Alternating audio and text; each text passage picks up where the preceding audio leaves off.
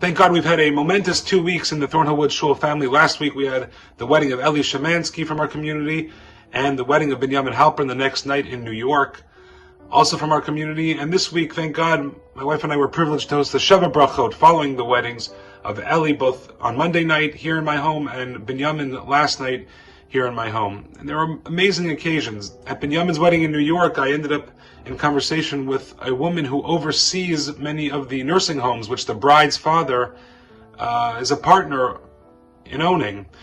And she's a staunch Catholic, and it was very fascinating. She was telling me how she started in the business many years ago, and she loves working for her boss, an Orthodox Jew, and he has two partners, also Orthodox Jews.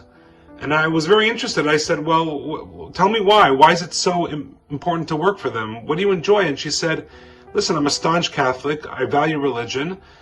And I recognize that when people of faith do things, they do it with seriousness, but most importantly, the sense of responsibility that they carry with their employees, with their money. It's very real. And that's why I enjoy working for them. I was blown away. I said, is this your first Jewish wedding? And she said, yes. I said, it's a little bit different probably. She said, it's way better than ours. And anyway, I walked away from her and I was thinking, I had this sense of pride. Like, wow, we did it. Now, I never met this woman before. I didn't know the bride's family before the wedding. I know no connection. Why did I feel so good about it? And I realized it's because they're my family. The Jewish people are one big, happy, sometimes not so functional family. And when one Jew is feeling great on the top of the world, the other Jew also feels it by osmosis. And conversely, when there's a pain or a tragedy or suffering, we also should feel that way.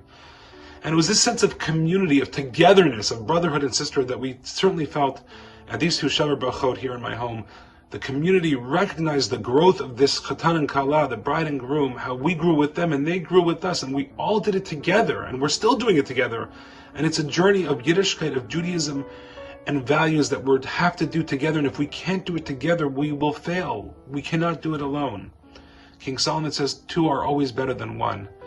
And it was this feeling of unity, of togetherness, that enveloped the Jewish people when they reached Mount Sinai and accepted the Torah, our instruction book for living, over 3,300 years ago, which was what we're celebrating on the holiday of Shavuot, just in a few days' time. As the Torah famously says, Vayichan Sham Yisrael Neged Har, the Jewish people encamped. He encamped there by the mountain. The Torah famously uses the singular, even though it's the entire Jewish people, to tell us that the Jewish people achieved a level of unity not seen before or since. And it's this feeling of togetherness, this feeling of unity, that really is what will keep us on course. That no matter what happens, through thick and thin, through tragedy, suffering, and even joyous occasions, we just have to remember we got our family behind our back. And sometimes there's black sheep in the family. Sometimes there's goody-goodies. Sometimes there's star students. Sometimes there's D+ students, whatever it may be. But we are a family, and we must stay together. This is a core message of Judaism in general, and it sounds a little general and cliched.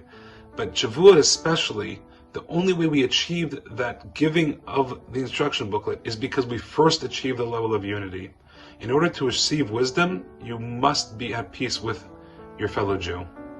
What an amazing and powerful lesson. I want to thank the Shemansky and Halpern families for teaching us that lesson in their own modest, beautiful way. I mean, we all share in many beautiful occasions and merit the day when we can all, the entire Jewish people, go back to the mountain, go back to Jerusalem, and receive the Torah anew with all of our Jewish brothers and sisters. Shabbat Shalom and Chag Sameach.